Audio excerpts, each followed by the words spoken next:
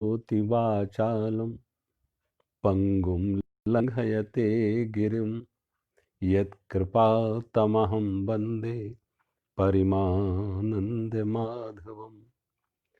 गुरुर्ब्रह्मा गुरुर्विष्णु गुरुर्देवो महेश्वरा गुरु साक्षात् परम ब्रह्म तस्मै श्री गुरुवे नमः। सर्वे भवन्तु सुखिनः, सर्वे सन्तु निरामयाः, सर्वे भद्राणि पश्यन्तु मा कश्चित् दुःखभाग् भवेत्। कर्पूरगौरं करुणावतारं संसारसारं भुजगेन्द्रहारं सदा वसन्तं हृदयारविन्दे भवं भवानी सहितं नमामि।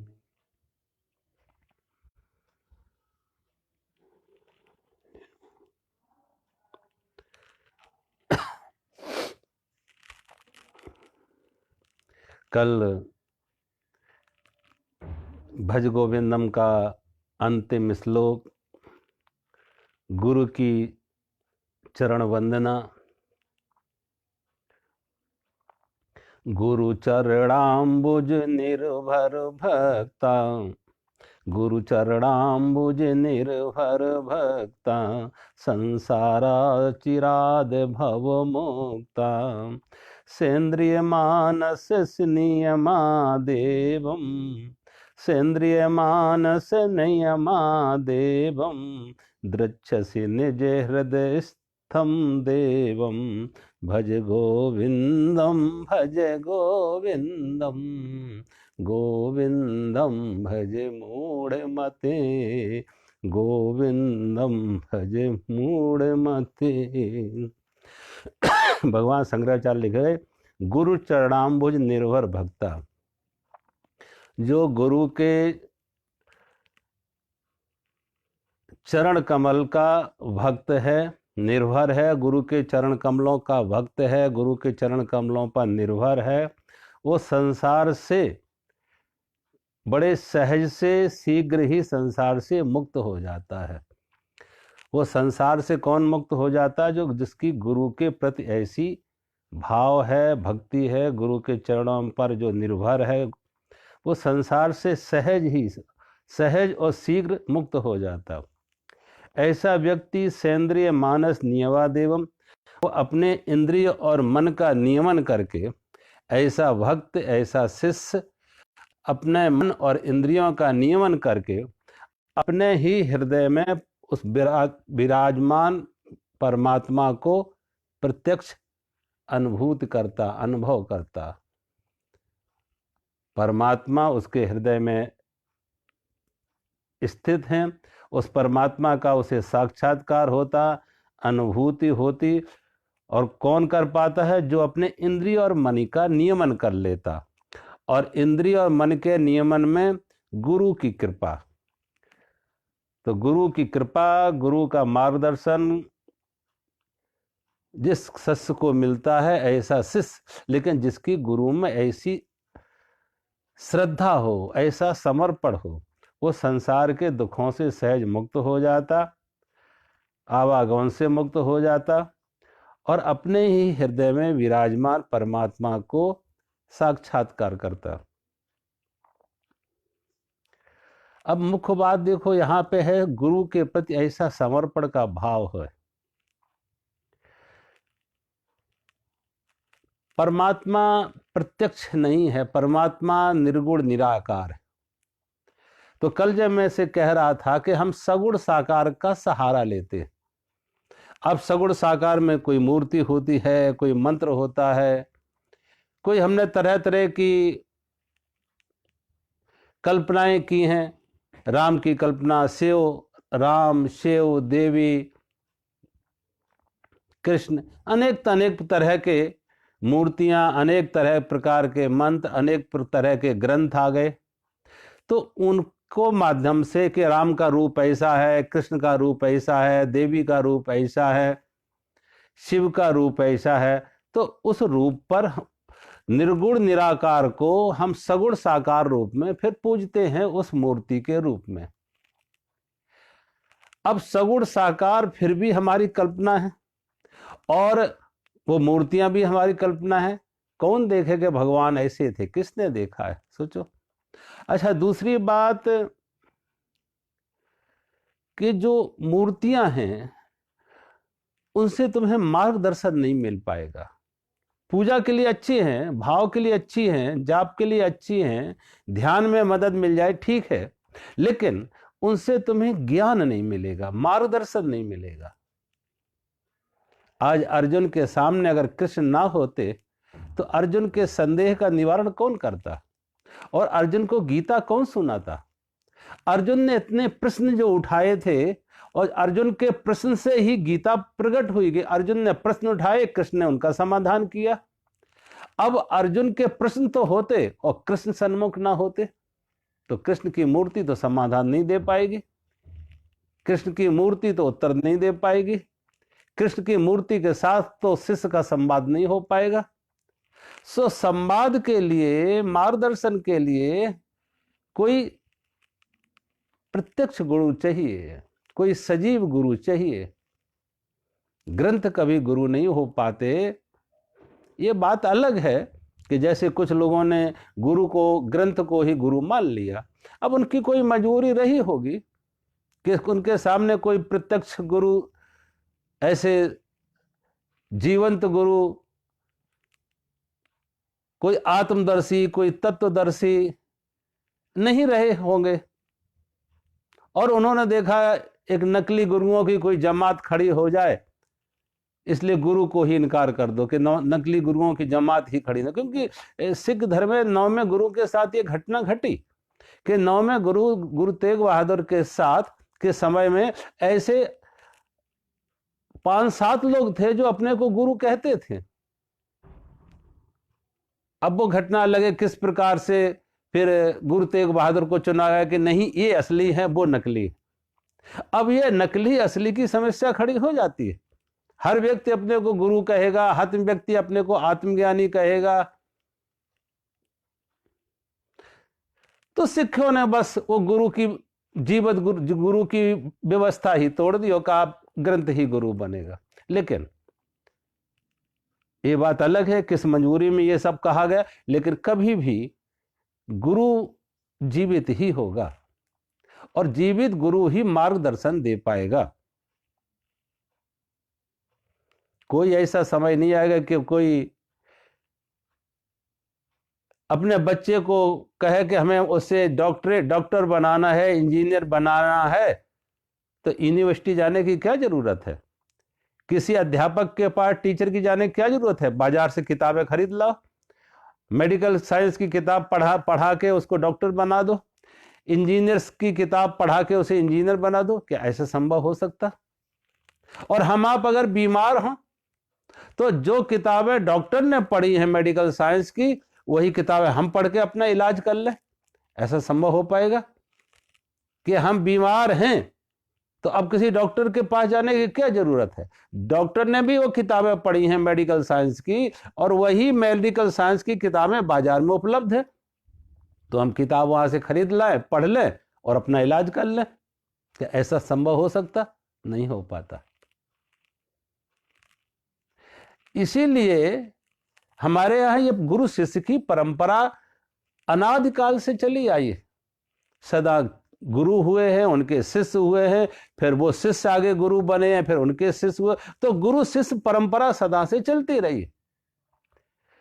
अब गुरु शिष्य परंपरा में मात्र ये नहीं कि कोई किसी को गुरु मान लिया और ज्ञानी हो जाए।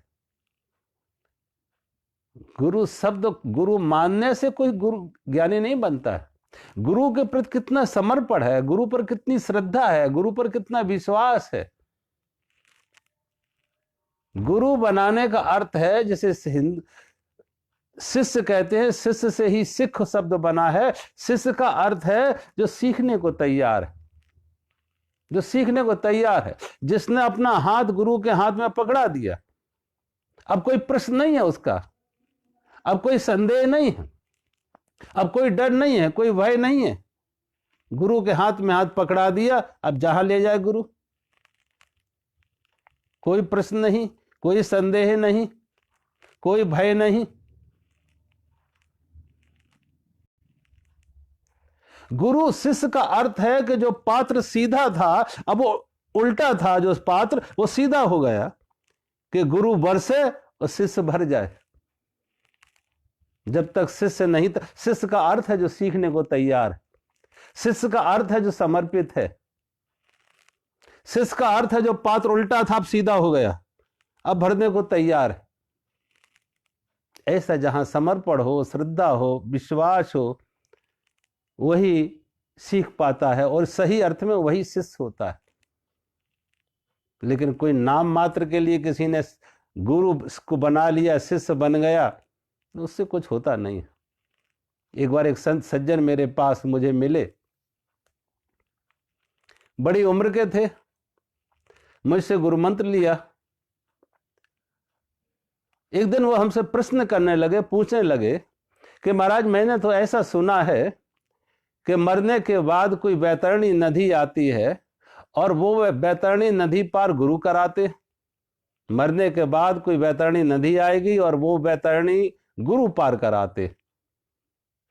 फिर महाराज आपकी उम्र तो कम है, मेरी उम्र ज्यादा है, हम पहले मरेंगे तो मुझे बैतरणी पार कौन कराएगा?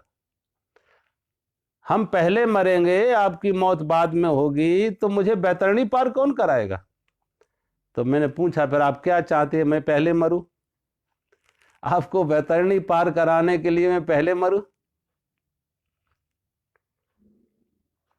अब सोचो, अब पता नहीं वो बेचारों की मौत भी हो गई, पता नहीं वो बैतरणी पार हो पाए या ना पाए, हो पाए या मेरी प्रतीक्षा में कब मैं मर के पहुंचूं और मैं बैतरणी पार कराऊं।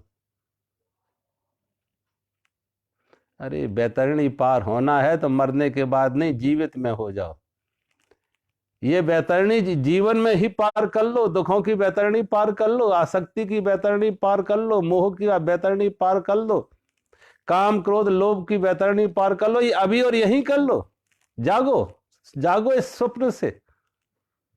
और यहां गुरु मदद तुम्हें कर सकता है जगाने में, लेकिन मरने के बाद कोई बैतरणी आएगी वहां गुरु मदद करके? यहां है बैतरणी, वो मरने के बाद नहीं, यहां है। अर्जुन को भगवान ने यहां पार कराई बैतरणी, अष्टावक्र ने जनक को यहां पार कराई बैतरणी। अब यहां तो तुम्हारे पास समय नहीं है, काम धंधों में इतने उलझे हुए हो, खेल कूद में इतने पड़े हुए हो, संसार के खेल, धन का संग्रह कर लो, पद की दौड़ में पहुंचो, यहां तो समय है नहीं, न रुचि है और समय नहीं है। समय तो होता है लेकिन समझ नहीं है, समझ नहीं है उसकी। समय तो हर किसी के पास होता है, समझ नहीं है उस बात की कि इसकी कीमत क्या है, इसका मूल्य क्या है, इसका महत्व क्या है जीवन में, इसकी आवश्यकता कितनी है हमारे जीवन में। उसकी आवश्यकता महसूस नहीं हो रही, उसका मूल्य नहीं समझ रहे, इसलिए टाल रहे। जवानी है तो बुढ़ापे के लिए टाल रहे, बुढ़ापे में देखेंगे भगवान का भजन, बुढ़ापे में देखेंगे मोक्ष, बुढ़ापे में याद आएगा परमात्मा, बुढ़ापे में याद आएगा कोई गुरु, कोई सत्संग। और कई तो लोग ये कहते कि बुढ़ापे भी क्या, और अगले जीव टाल दो, मरने के बाद गुरु बैतरणी पार करवा देगा, पार हो गए। ये सब मूढ़ता है, यही नाकसमझी है, यह अज्ञान है, यह भटकाव है। अगर पार होना है, तुम्हारे अंदर कोई प्यास है, तो वो पानी अभी मिल सकता है, वो बैतरणी यहां है। अगर कोई छटपटाहट है, संसार लग रहा है कि डुबा रहा है, तो यहां संत तुम्हें पार करा सकते हैं कि इस संसार सागर से कैसे पार हो, इस दुख से मुक्त कैसे हो, इस दुस्वप्न जीवन का, जिस दुस्वप्न में हम पड़े, इस दुस्वप्न से हम कैसे जागे। वहां तुम्हें गुरु के प्रति भाव दिखाना होगा, विश्वास दिखाना होगा, श्रद्धा दिखानी होगी। अगर तुम्हारी श्रद्धा ही नहीं है, पात्र ही उल्टा है, तो चाहे जितना गुरु बरसता रहे, कहां सुनते। हम देखते हैं कि बहुत बार जब हम सत्संग करते हैं, और खास तौर से जो सत्संग के आयोजक होते हैं, जो सत्संग को करवाते हैं, सत्संग के आयोजक होते हैं, ऐसे लोग प्राय अधिक संख्या में देखो, वो कथा सत्संग में ध्यान नहीं देते, वो कथा सत्संग में ध्यान नहीं देना, कथा सुनते हैं, इधर घूमेंगे उधर घूमेंगे, इधर की बात, ये व्यवस्था वो व्यवस्था, व्यवस्था के नाम से अपने को इधर उधर घुमाते रहेंगे, भटकाते रहेंगे, सत्संग नहीं सुनेंगे भाव से, प्रेम से। क्योंकि उनका महत्व सत्संग में नहीं है, उनकी रुचि इस बात में है कि कितने लोग उनकी तारीफ कर रहे हैं, कितनी वाहवाही कर रहे हैं, कितने उनके यशगान कर रहे हैं कि बड़ा काम करा दिया तुमने, भागवत करा दी, बहुत बड़ा काम करा दिया, बहुत बड़ा ज्यादा पुण्य के भागीदार बन गए तुम तो, अब स्वर्ग के द्वार तुम्हारे लिए बिल्कुल खुले होंगे, तुम गिना सकते हो इतनी भागवतें हमने कराई।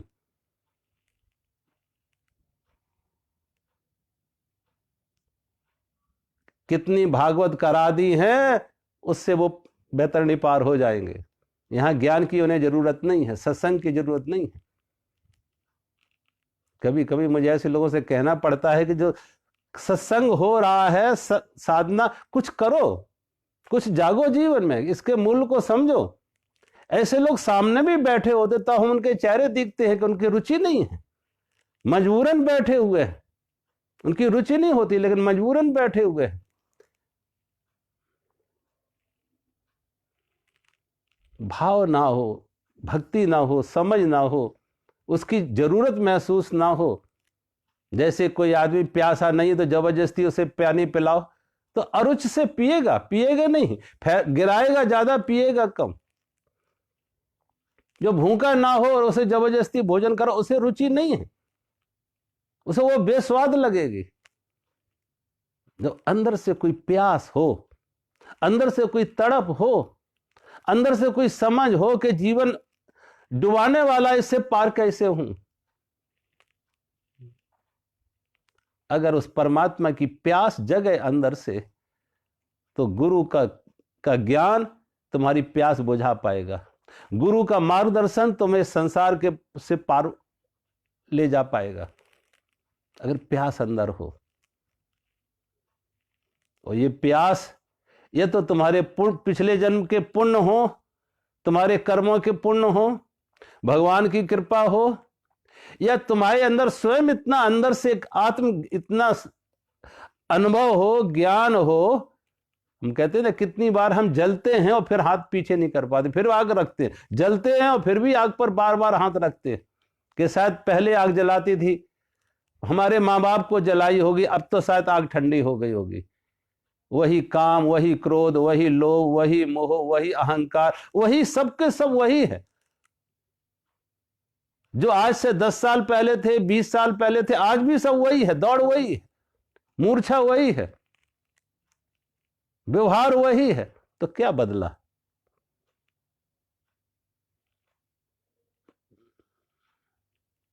इसलिए भगवान शंकराचार्य कह रहे कि जिसको अपने गुरु के चरण कमलों में इतना भरोसा हो, इसीलिए हर जगह गुरु की तुलना किससे की है? गुरु के चरणों की तुलना की है कमल से, कि संसार में है ये गुरु लेकिन संसार से मुक्त हैं।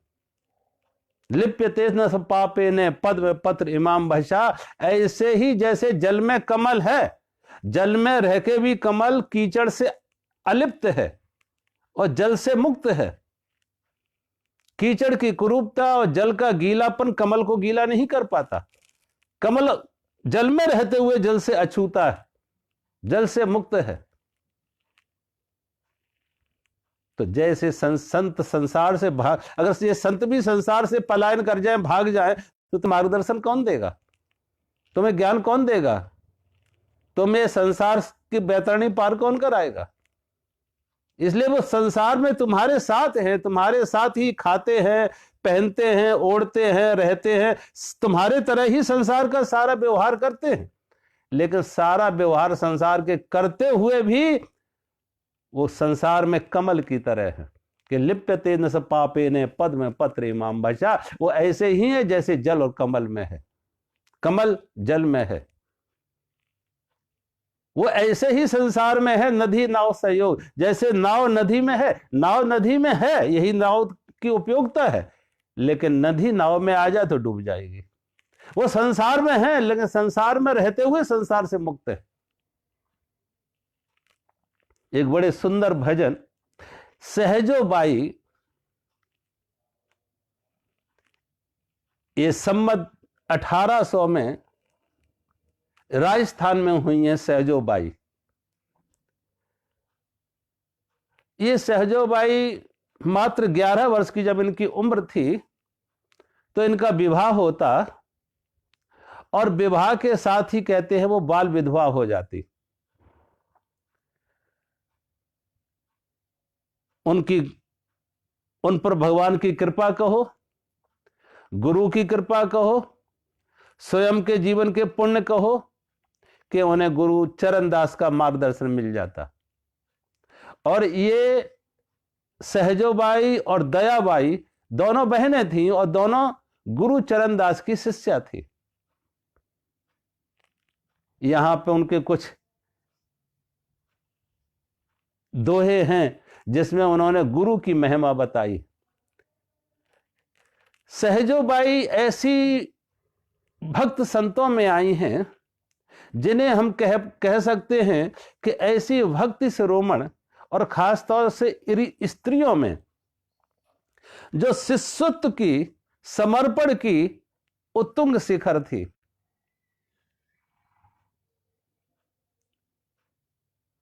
ऐसा समर्पण, ऐसी भक्ति और ऐसी शिष्या बहुत कम इतिहास में मिलेंगी। सहजोबाई ने अपने गुरु और भगवान की तुलना करते हुए कहा कि गुरु, और एक प्रसंग भी एक जगह दिया है कि कहते हैं सहजो ने एक बार अपने गुरु चरणदास को अपने घर आमंत्रित किया।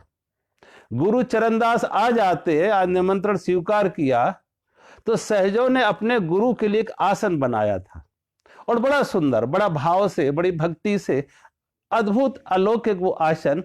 गुरु का आगमन हुआ तो गुरु को बैठने के लिए सहजो ने वो आसन दिया। अब कहते हैं जब गुरु आए तो गुरु के साथ हरि भी आ गए, भगवान भी आ गए। तो गुरु ने वो आसन, सहजो ने वो आसन अपने गुरु को दिया, लेकिन भगवान से कहा माफ करना, मेरे पास तो एक ही आसन था और वो गुरु के लिए। अब तो या तो तुम प्रतीक्षा करो, तुम्हारे लिए हम दूसरा आसन बनाएं, या तुम मेरी मदद करना चाहो तो एक मदद करो कि मैंने गुरु के लिए आसन तो बिछा दिया है और मैं गुरु के भोजन की तैयारी कर रही हूं। अब तुम एक कृपा करो, मेरी मदद करो कि मेरे गुरु के ऊपर तुम पंखा झलने लगो, मेरे गुरु के ऊपर तुम पंखा झलने लगो। कहते हैं सहजो ने भगवान को वो काम दिया कि गुरु के ऊपर पंखा झलो, और सहजो कह रही है कि मैं अपने गुरु को नहीं छोड़ सकती हूं, आपको छोड़ सकती हूं। भगवान को कह रही कि मैं आपको छोड़ सकती हूं लेकिन अपने गुरु को नहीं छोड़ सकती। राम तजो पे गुरु ना बिसारूं, राम तजो पे गुरु ना बिसारूं, गुरु के समय हरे को ना निहारूं, गुरु के समय हरि को ना निहारूं। राम तजो पे गुरु ना बिसारूं, गुरु के समय हरि को ना निहारूं। हरि ने जन्म दियो जग माही, हरि ने जन्म दियो जग माही, गुरु ने आवागमन छुटाई, गुरु ने आवागमन छुटाई। हरि ने 5 चोर दिए साथा, हरि ने 5 चोर दिए साथा, गुरु ने लइए छुड़ाए अनाथा। हरि ने कुटुम जाल में गिरी, हरि ने कुटुम जाल में गिरी, गुरु ने काटी ममता बेरी। राम तजो पे गुरु न बिसारू, गुरु के समय हरि को न निहारू। राम तजो पे गुरु न बिसारूं, गुरु के समय हरि को न निहारूं। हरि ने रोग भोग और झायो, हरि ने रोग भोग और झायो, गुर जोगी कर सबई छुड़ायो। हराम तजो पे गुरु न बिसारो, गुरु के समय हरि को न निहारूं। हरि ने कर में मर्म भर मायो, हरि ने कर में मर्म भर मायो, गुरु ने आत्म रूप लखायो, गुरु ने आत्म रूप लखायो। हरि ने मोसू आप छिपायो, हरि ने मोसू आप छिपायो, गुरु दीपक देता ही दिखायो, गुरु दीपक देता ही दिखायो। राम तजो पे गुरु न बिसारूं, गुरु के समय हरि को न निहारूं।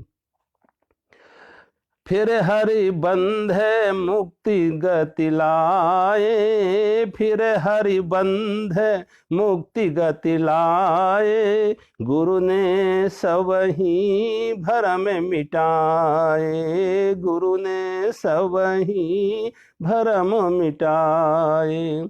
चरण दास पर तन मन बारूं, चरण दास पर तन मन बारूं, गुरु न तजूं हरि को तज डारूं, गुरु न तजूं हरि को तज डारूं। राम तजों पे गुरु न बिसारूं, गुरु के समय हरि को न निहारूं। सहजो बाई के ये पद, ये दोहे, ये गीत सहजो बाई भगवान से कह रही हैं कि मैं आपको अपने गुरु से आगे कैसे रखूं, क्यों रखूं? कोई कारण है कि जब मैं अपने गुरु से आगे तुमको रखूं? आप देखें, कबीर ने भी ये बात कही, कबीर ने भी कही कि गुरु गोविंद दोनों खड़े काके लागू पाए, गुरु गोविंद दोनों खड़े काके लागे पाए। अब पहले किसके पैर छूना है, पहले किसे आसन देना है, पहले किसे प्रणाम करना है? गुरु और गोविंद दोनों हैं। तो कबीर ने क्या लिख, अगली लाइन में कहते हैं, बलिहारी बा गुरु की जो गोविंद दिए मिलाए। तो कबीर कहते हैं गुरु गोविंद दोनों खड़े काके लागे पाए, बलिहारी गुरु आपने जो गोविंद दिए मिलाए। तो हम अपने गुरु की ही वंदन करेंगे, गुरु को ही प्रणाम करेंगे, गुरु को ही आसन पर बैठाएंगे। क्यों? कि गुरु ने हमें गोविंद से मिला दिया, गुरु ने हमें गोविंद से मिला दिया, इसलिए अपने गुरु को ही वंदन करेंगे, अपने गुरु को ही नमन करेंगे। अब कबीर की वाणी देखो, कबीर ने बड़ी कहने चलो होशियारी से, चालाकी से बात कही, गुरु को भी राजी कर लिया और भगवान को भी नाराज ना होने दिया, गुरु को भी राजी कर लिया, भगवान को भी नाराज ना होने दिया। कहा गुरु को बंधन है, नमन है, लेकिन गुरु को बंधन क्यों है? कि गुरु ने गोविंद मिला दिए। गुरु है साधन और गोविंद है साध्य जीवन के, गुरु है साधन और गोविंद है साध। लक्ष्य तो गोविंद थे, लेकिन गुरु ने मिला दी, इसलिए पहला नमन, पहला बंधन गुरु को। लेकिन सहजों ने वो राजनीति नहीं की, सहजों ने वो होशियारी ना दिखाई। सहजों बड़ी साफ सुथरी बात कह रही और बिल्कुल स्पष्ट कह रही, कोई लाग लपेट उसमें नहीं है। सहजो कह रही कि मैं आपको बताओ, भगवान से प्रश्न करी, मैं आपको अपने गुरु से आगे क्यों रखूं, किस लिए रखूं? आप ऐसी अपेक्षा मुझसे कैसे करते हैं कि मैं अपने गुरु से आपको आगे रखूं? और कह रही हैं, वो तर्क दे रही है, क्यों नहीं रखूंगा अपने गुरु से आगे आपको? इसलिए कि आपने तो मुझे जन्म दिया, हर ने जन्म दियो जग माही, हरि ने जन्म दियो जग माही और गुरु ने आवागमन छुटाई। आपने तो मुझे जन्म दिया इस संसार में और संसार के प्रपंच में ढकेल दिया, और इस जीवन में पाया क्या था हमने? कौन सा सुख पाया था? कौन सी शांति पाया था? कौन सा मोक्ष पाया था? आपने तो जन्म दे दिया, संसार में धक्का दिया। लेकिन गुरु ने क्या किया कि गुरु ने आवागमन छुटाए। गुरु ने कृपा की तो मुझे इस आवागमन से, जन्म मृत्यु से मुक्त कर दिया, आवागमन से मुक्त कर दिया। तो गुरु की कृपा थी। तुमने तो कोई कसर नहीं छोड़ी थी धक्का देने के लिए, तो गुरु ने कृपा की, हमें क्या आवागमन से मुक्त कर दिया। और आगे कह रही सहजो भाई, और भी सुनो, तुमने क्या क्या किया मेरे साथ। हर ने 5 चोर दिए साथा, हर ने 5 चोर दिए साथा, गुरु ने लई छुड़ाए अनाथा। आपने तो जब मुझे जन्म के साथ ही 5 चोर भी दे दिए, जो मुझे तंग करें, जो मुझे सताएं। 5 ज्ञानेंद्रियाएं दे दी, शब्द स्पर्श रूप रस गंध के विषय दे दिए, मन में काम क्रोध लोभ मोह अहंकार दे दिए। तुम तो जन्म के साथ ये 5 चोर दे दिए मुझे सताने के लिए। लेकिन ये तो गुरु की कृपा थी कि आपने तो कोई कमी नहीं रखी थी सताने में, लेकिन ये तो गुरु की कृपा थी। गुरु ने उन्हें मुझे 5 चोरों से मुक्त करा लिया। गुरु ने लई छुड़ाए अनाथ, गुरु ने अनाथ समझ के मुझ पर कृपा की, हाथ पकड़ा और गुरु ने इन चोरों से मुझे मुक्त कराया। और सहजो भाई कह रही हैं, और भी हम आपको किस लिए पहले गुरु से आगे रखूं। हर ने कुटुंब जाल में गिरी, हर ने कुटुंब जाल में गिरी, गुरु ने काटी ममता बेरी। आपने जन्म के साथ ही ममता में डाल दिया।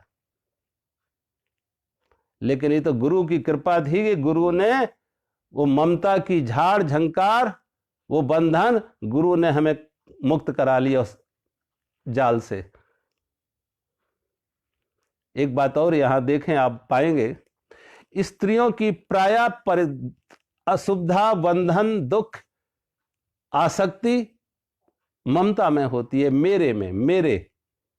पुरुष में अहंकार, स्त्री में ममता। पुरुष जब भी प्रश्न करेगा, पुरुष का जो बंधन होगा वो होगा अहंकार, मैं, और स्त्रियों का जो बंधन होगा वो मेरा। स्त्रियों का मेरा टूट जाए, मेरा छूट जाए तो मैं टूट जाए, सहज में मैं से मुक्त हो जाती। स्त्रियां मेरे से मुक्त हो जाए तो मैं से मुक्त हो जाती, और पुरुष अगर मैं से मुक्त हो जाए तो मेरे से मुक्त हो जाता। पुरुष की समस्या है, पुरुष का बंधन है, पुरुष का जाल है अहंकार, और स्त्रियों का जाल है, स्त्रियों की पीड़ा है, स्त्रियों का बंधन है ममता, मेरा। तो सहजो भाई लिख रहे हैं कि आपने तो मुझे संसार के जाल में डाला, ममता के जाल में फंसाया, और आपने मुझे संसार के ममता के जाल में फंसाया। ये तो गुरु ने कृपा की कि मुझे उस ममता के जाल से मुक्त करा लिया। अन्यथा तड़प रही होती बंधन में, दुखी होती, अशांत होती। आपने तो जाल, संसार के जाल में मुझे फंसाया, लेकिन ये तो गुरु की कृपा थी कि उसने, मेरे गुरु ने मुझे मुक्त करा लिया। तो फिर सोचो, फिर आप ऐसी अपेक्षा कैसे रखते हो कि मैं अपने गुरु से आगे आपको रखूं, आपको पहले आगे रखूं। इसलिए कह रही, राम तजू पे गुरु न बिसारूं। मैं आपको छोड़ सकती हूं लेकिन गुरु को नहीं बिसार सकती, और गुरु के सम हरि को न निहारूं। अपने गुरु के समान आपको कोई सम्मान नहीं दे सकती, आपको वो आसन नहीं दे सकती।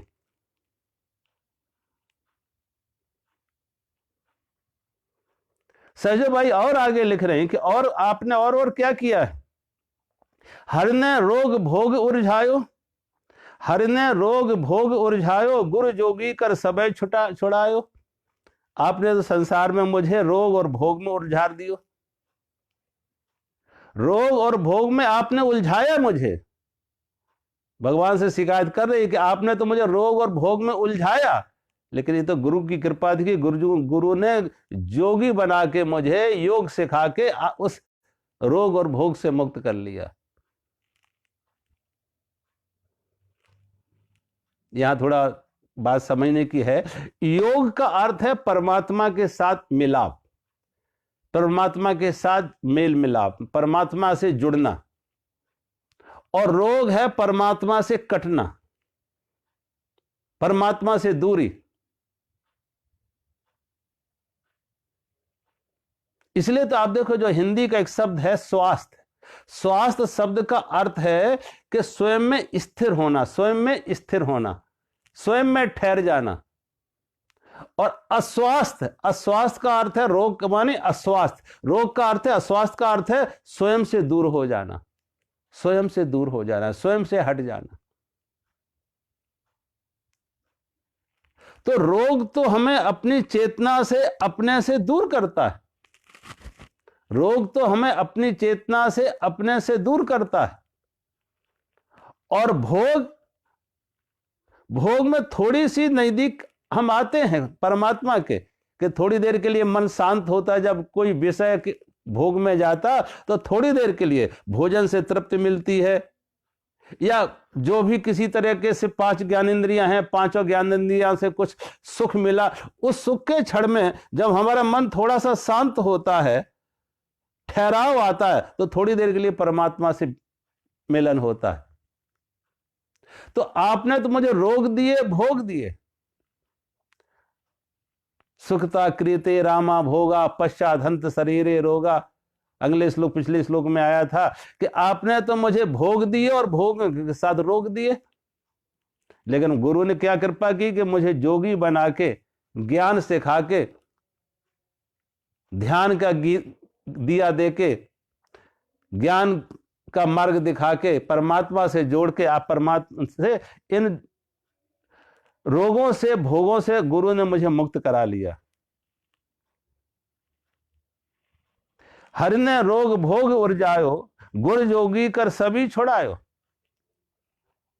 फिर राम तजू गुपय गुरु न बिसारूं, गुरु के सम हरि को न निहारूं। हरि ने कर्म मर्म भरमायो, हरि ने कर्म मर्म भरमायो, गुरु ने आत्म रूप लखायो। आपने तो संसार में मुझे भी डाला, तो संसार के कर्म मर्म में उलझा दियो, कर्मों के जाल में उलझा दियो। लेकिन गुरु ने क्या कृपा की? गुरु ने आत्म रूप लखायो। गुरु ने ही कृपा की कि मुझे इस शरीर से, मन के से मुक्त किया, शरीर और मन के बंधनों से मुक्त करके आत्म रूप का ज्ञान दिया, आत्मज्ञान दिया। ये तो गुरु की कृपा थी। अगर गुरु ना होते तो ये आत्मज्ञान कहां मिलता? आपने तो कोई कमी नहीं रखी थी कि संसार की आसक्ति में, संसार के भोगों में, संसार के कर्म में फंसाने की। लेकिन ये तो गुरु ने कृपा की कि गुरु ने आत्म रूप लिखायो। अगर गुरु ने ये आत्म रूप ना लिखाया होता, आत्मज्ञान ना कराया होता, आत्म अनुभूति ना होती, योग के माध्यम से अपने अंतर के परमात्मा से ना जुड़े होते, तो वही संसार का बंधन, वही रोग, वही भोग, वही बंधन। ये तो गुरु ने कृपा की कि गुरु ने मुझे आत्म रूप लिखायो, अपने अंदर की आत्मा का अनुभव कराया, आत्मज्ञान कराया। ये गुरु की कृपा थी। फिर भला बताओ कि मैं आपको अपने गुरु से आगे कैसे रखूं? राम तजू पे गुरु न बिसारूं, गुरु के सम हरि को न निहारूं। आगे सहजो लिख रही हैं, हरि ने मोसो आप छिपायो, हरि ने मोसो आप छिपायो, गुरु दीपक दे ताहि दिखायो। आपने तो मुझे संसार में भेजा और अपने को हमसे दूर कर लिया, हाथ छुड़ा लिया, अब डूबो। आपने संसार में उतारा मुझे, लेकिन हाथ भी छोड़ दिया कि डूबो इस संसार में, दुखी हो। लेकिन ये तो गुरु के, और अपने को छिपा लिया, अपने मेरे से, अपने को हमसे दूर कर लिया। लेकिन ये तो गुरु की कृपा थी कि गुरु ने दीपक देके आपको दर्शन कराया। गुरु ने ज्ञान का दिया देके, ध्यान का दिया देके, भक्ति का दिया देके गुरु ने आपके दर्शन करवाए। आपने छिपाने में कोई कमी नहीं रखी, लेकिन तुम छिपा ना सके कि गुरु ने हमें ज्ञान का, ध्यान का दिया दे दिया। जो गुरु ने ज्ञान का, ध्यान का, भक्ति का दिया, उससे मुझे आपका दर्शन हो सके। उसमें आपकी कोई कृपा नहीं है, आपकी कोई बड़ाई नहीं है। ये तो गुरु की कृपा है कि जो आपने अपने को छिपाने में कोई कमी नहीं रखी थी, लेकिन गुरु की कृपा से मैंने आपके दर्शन भी कर लिए। गुरु दीपक दे ताहि दिखायो, हरि ने मोसो आप छिपायो, गुरु दीपक दे ताहि दिखायो। फिर हर बंद मुक्ति गति लाए, फिर आपने यहाँ बंधन और मुक्ति के डाल दिए, ये बंधन है, ये मुक्ति है, ये। लेकिन ये तो गुरु की कृपा थी कि गुरु ने सब ही भ्रम मिटायो। ये तो गुरु की कृपा थी कि गुरु ने सभी भ्रम मिटा दिए, क्योंकि बंधन भी भ्रम है और मोक्ष भी भ्रम है। सोच लो, अगर बंधन झूठा है तो मोक्ष सच्चा कहां है? सोचो, अगर बंधन स्वप्न है तो मोक्ष भी स्वप्न है। कोई स्वप्न में कारागार में चला जाए, जेल में चला जाए, स्वप्न में कोई बीमार हो जाए, तो सोचो स्वप्न की बीमारी अगर झूठी है तो उसका इलाज भी झूठा ही होगा।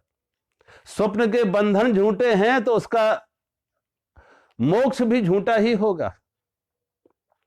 संसार जिसे हम बंधन कहते हैं, संसार के बंधन झूठे हैं तो जो मोक्ष है वो भी झूठा है। और ये भी भ्रम किसने मिटाया? गुरु की कृपा से, कि गुरु ने फिर हर बंध मुक्ति गति लाए।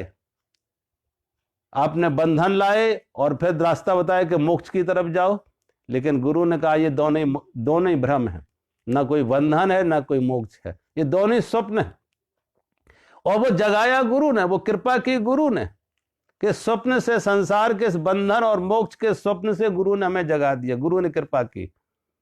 फिर हर बंध मुक्त गति लाए, गुरु ने सबई भ्रम मिटाए। ये गुरु की कृपा थी कि उस स्वप्न से हमें जगा दिया, उस भ्रम को तोड़ दिया, कि जो भ्रम था उस भ्रम से को तोड़ दिया, उस मोह की रात्रि से, उस स्वप्न से हमें जगा दिया।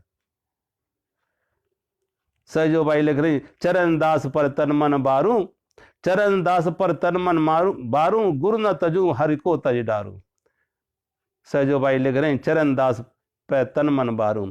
अपने गुरु सहजोबाई के गुरु चरणदास जी थे, भक्त चरणदास, संत चरणदास, कि अपने गुरु चरणदास पर तन मन बारू, अपना तन मन निछावर कर रही हूं, समर्पण कर रही हूं अपने गुरु चरणदास पर। गुरु न तजू हर को तज डारू। सहजोबाई लेकर, गुरु न तजू, गुरु को त्याग नहीं कर सकती, हर को तज डारू, भगवान को त्याग कर सकती हूं।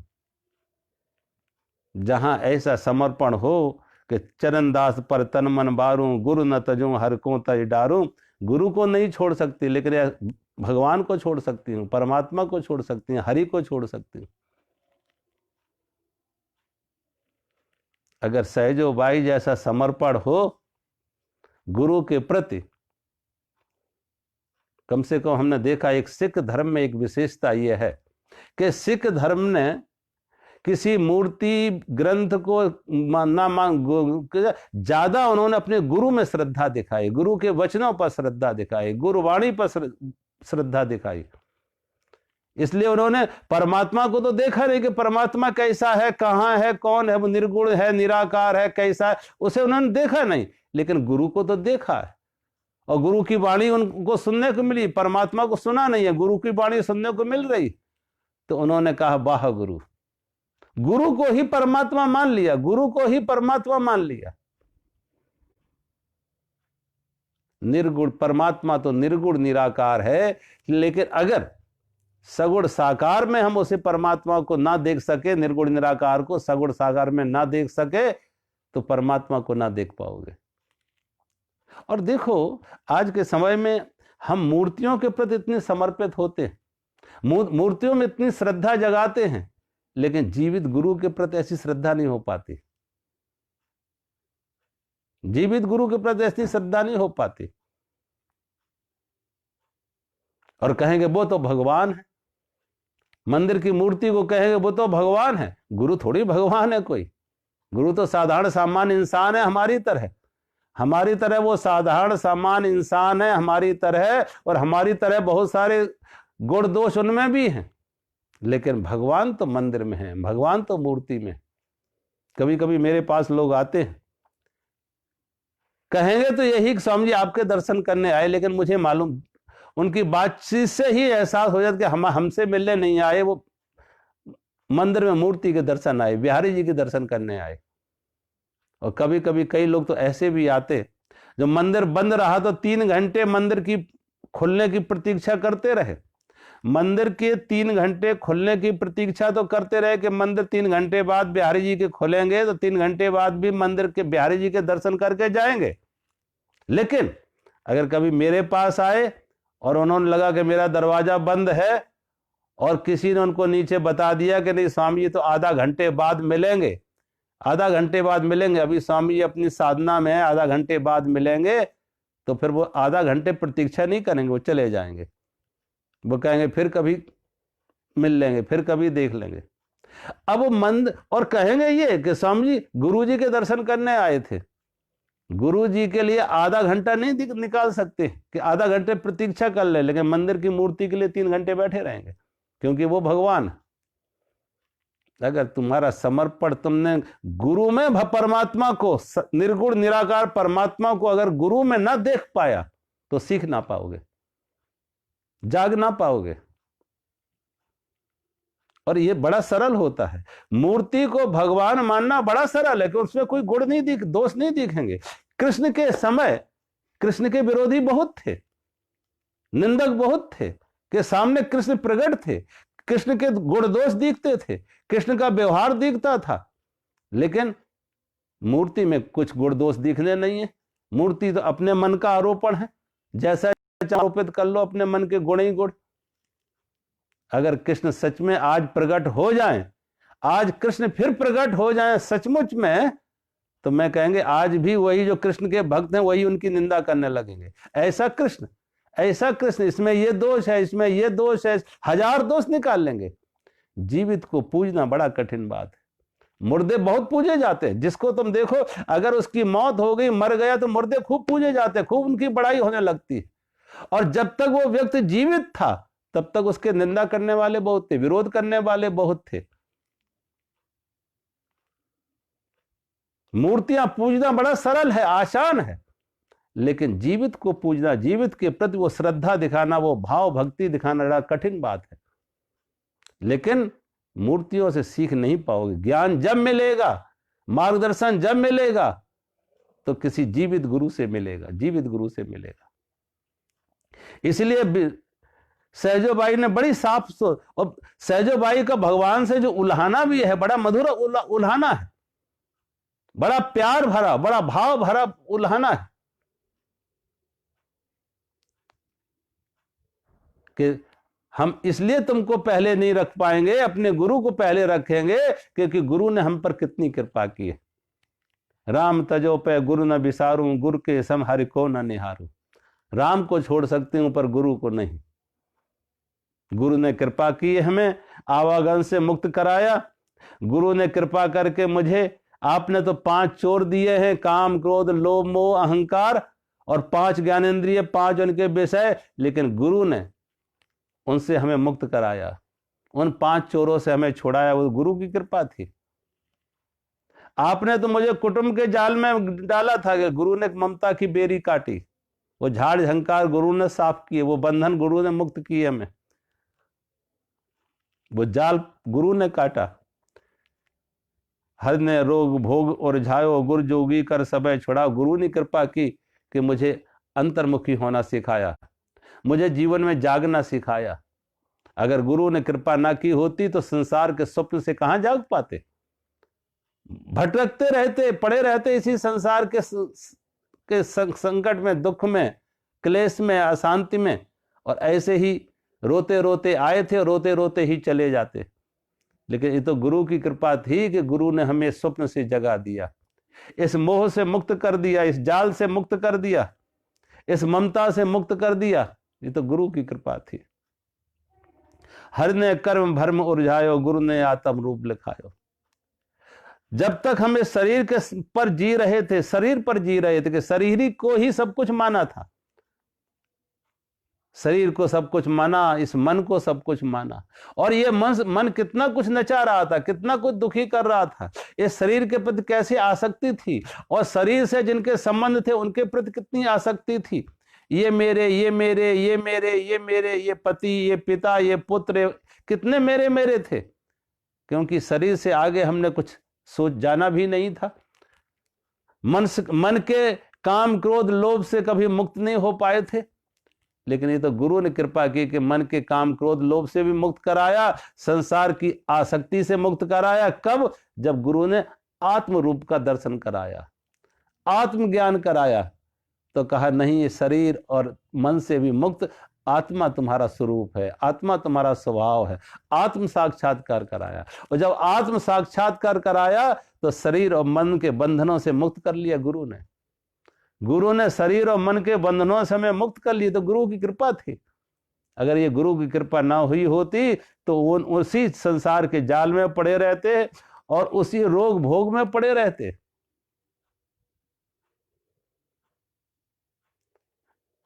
जितने रोग भोग अंत में जाके यही तो जीवन के अंत के कारण बन जाते हैं। लेकिन जहां यो रोग हैं, जहां भोग हैं, वहीं परमात्मा से जुड़ने का योग भी है। और वो योग कृपा करते हैं जब किसी संत की कृपा हो, किसी गुरु के मार्गदर्शन मिल जाए। संसार में जन्म के साथ ही रोग जुड़ गए, संसार में जन्म के साथ ही भोग जुड़ गए। और सभी प्राणियों में ये तो बड़ा नैसर्गिक है, जैविक है। सारे प्राणी देखो रोग और भोग में पड़े हुए हैं। जन्म मृत्यु जरा व्याधि, ये जीवन के सबके जीवन के साथ छोड़े। जन्म हुआ, जन्म और मृत्यु दो छोर, और बीच में जरा और व्याधि आ गई। एक किनारा जन्म, दूसरा किनारा मौत, बीच में जरा और व्याधि आ गई। बुढ़ापा आएगा, बीमारी आएगी, मौत आएगी। ये सभी साथ जुड़ी थी। पशु पक्षियों के साथ भी जुड़ी है, मनुष्यों के साथ भी जुड़ी है। लेकिन ये तो गुरु ने कृपा की कि गुरु ने आत्म रूप दिखाया। गुरु ने मुझे वो रूप दिखाया कि जो जन्म मृत्यु जरा व्याधि से मुक्त हो गए। उस आत्मा का दर्शन कराया, उस आत्मा का अनुभव कराया जिसका जन्म नहीं, जिसकी मृत्यु नहीं, जिसमें व्याधि नहीं, जिसमें बुढ़ापा नहीं। ऐसा नया जीवन पा लिया, ऐसा नया जीवन पा लिया जो जन्म मृत्यु जरा व्याधि से मुक्त हो गया। इसलिए तो जो गुरु के शिष्य होते हैं उन्हें कहते हैं दुज। गुरु अपने शिष्य को दुज बना देता है। दुज का अर्थ है दूसरा जन्म दे देता है, दूसरा जन्म। भगवान बुद्ध का एक शिष्य भगवान बुद्ध के पास आता तो भगवान बुद्ध ने उससे पूछा तुम्हारी उम्र कितनी है? भगवान बुद्ध ने उस व्यक्ति से पूछा तुम्हारी उम्र कितनी है? उसने कहा 4 साल। भगवान बुद्ध ने कहा 4 साल? देखने से लगती है तुम्हारी उम्र 70 साल।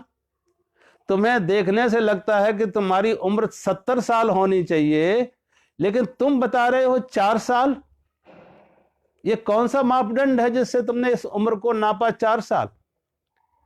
उस बुद्ध के भिक्षु ने कहा, उस शिष्य ने कहा कि जब से आपने मुझे ज्ञान दिया, अपना शिष्य स्वीकार किया, गुरु मंत्र दिया, शिष्य स्वीकार किया और साधना में जोड़ा, आत्मज्ञान की तरफ कदम रखा, आत्मज्ञान की ज्योति जली हमारे अंदर, उसी को हमने जीवन माना।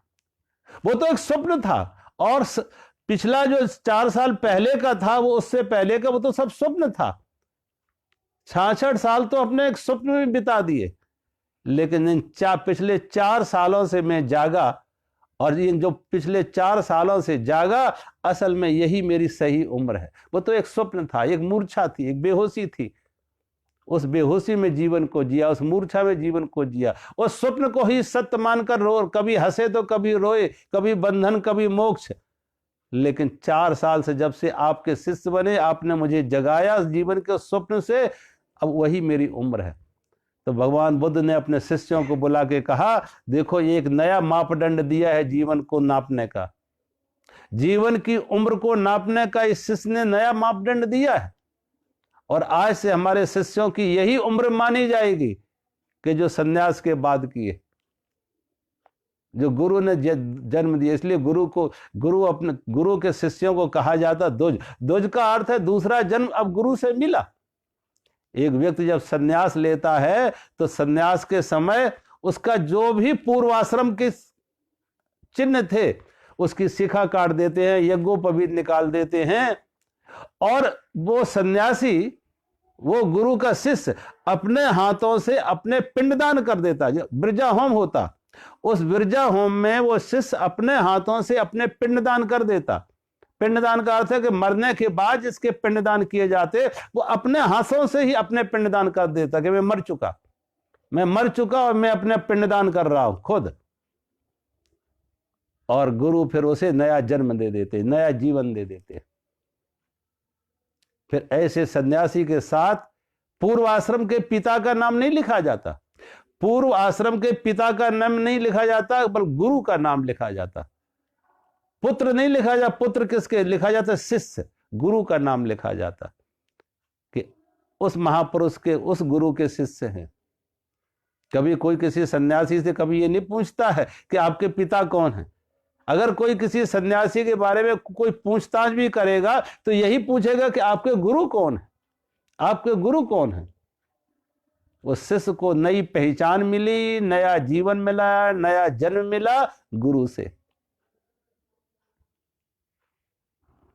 तो सहजो भाई बड़ी सरल, क्योंकि प्रायः देखो ऐसे संतों में और स्त्रियों में बहुत घुमा फिरा के बात नहीं करती, वो सीधी सीधी बात कहती है, दो टूक, किसी को बुरी लग जाए भली लग जाए, वो सीधी सीधी दो टूक बात कहती हैं। तो लेकिन इस उल्हाने में भी भाव है, भक्ति है। सहजो भाई बड़े भाव और भक्ति से भगवान को उल्हाना दे रही हैं।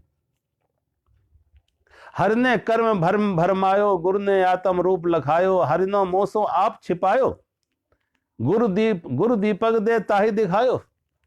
कहा आपने तो मुझे छिपा के रखा, गुरु की कृपा ना होती तो मैं आपके दर्शन कहां कर पाती। और आप कृपा करके मेरे पास आए हैं, आपका दर्शन हुआ है, आपको मैंने निहारा है, वो भी गुरु की कृपा थी।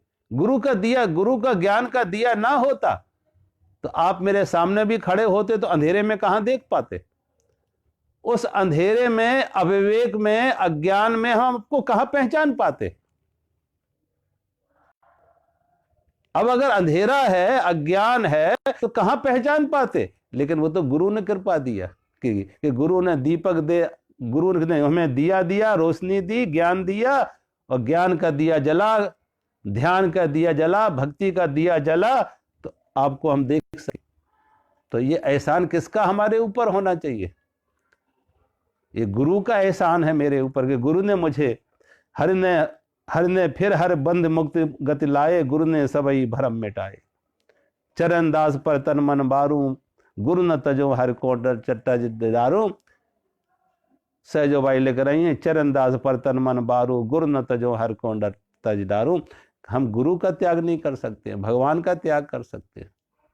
जो गुरु में ही प्रत्यक्ष साक्षात परमात्मा को देख रहा है वो कुछ सीख पाएगा, वो मुक्त हो पाएगा। और जो गुरु खाली फॉर्मेलिटी के लिए, शिष्टाचार मात्र के लिए, या गुरु फैशन के तौर पे, कभी कभी तो लोग के महात्माओं के इसलिए गुरु बना लेते कि फैशन के तौर पे कहेंगे महाराज वो मेरे गुरु बहुत बड़े हैं। कैसे बहुत बड़े हैं?